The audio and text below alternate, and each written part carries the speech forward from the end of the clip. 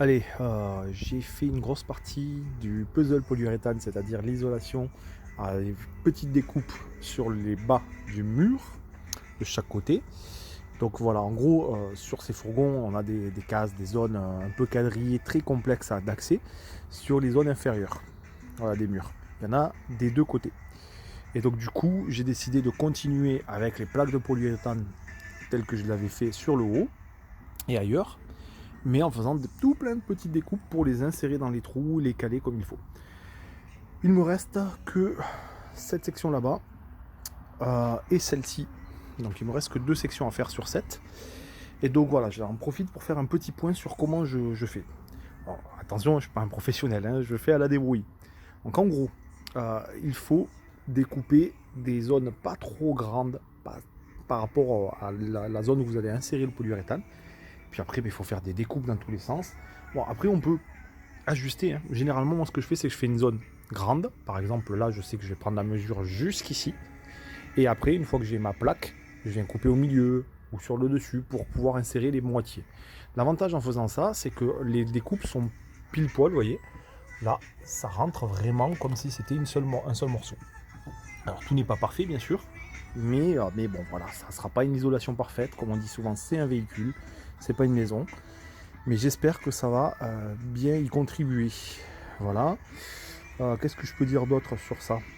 Là, sur Iveco Daily, les plaques que j'utilise, c'est du 4 cm, 40 mm. Voilà, sachant que le véhicule est un peu évasé, donc sur les parties hautes, ça a tendance à être un poil plus petit, donc je coupe l'épaisseur de la planche de polyuréthane, de la plaque de polyuréthane, pour pouvoir l'insérer. Je fais des petits ajustements comme ça. Ici, par exemple, il y a des zones, là on le voit un tout petit peu, qui partent un peu, donc c'est un peu complexe.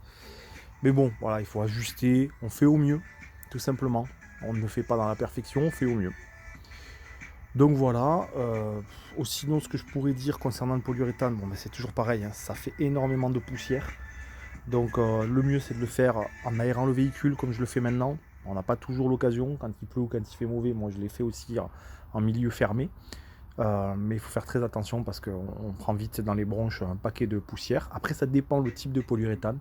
Sur ces plaques là de polyuréthane en 40, oui effectivement ça fait pas mal de poussière. Alors que sur les plaques que j'ai utilisées pour le sol, elles faisaient beaucoup moins de poussière, mais celle-ci c'était du 25 mm. Autrement, un indispensable, les gants de protection. Les premiers jours où je me suis amusé à mettre mes doigts, à passer les plaques et tout, je me suis fait des rayures, on va dire, partout sur les mains. Donc c'est vite très désagréable. Alors qu'avec une petite paire de gants qui morflent, on voit que ça frotte dans tous les sens. Mais au moins, c'est pas la peau qui part en lambeaux. Voilà, et puis après pour la découpe, bon moi je me suis sorti le petit établi, un mètre, un marqueur pour repérer, et puis un couteau spécial, mais sinon on peut y aller au couteau classique, un tasseau pour faire les marquages. Voilà, rien de très complexe. Et voilà. Voilà donc pour mes quelques remarques sur le polyuréthane. De mémoire, je crois que j'ai fait le tour. Au besoin, je rajouterai des informations si c'est nécessaire. Mais voilà, ça a bien avancé. Il me reste plus que 2 sections. Donc j'espère pouvoir faire un tout petit peu plus ce soir et terminer demain. Let's go.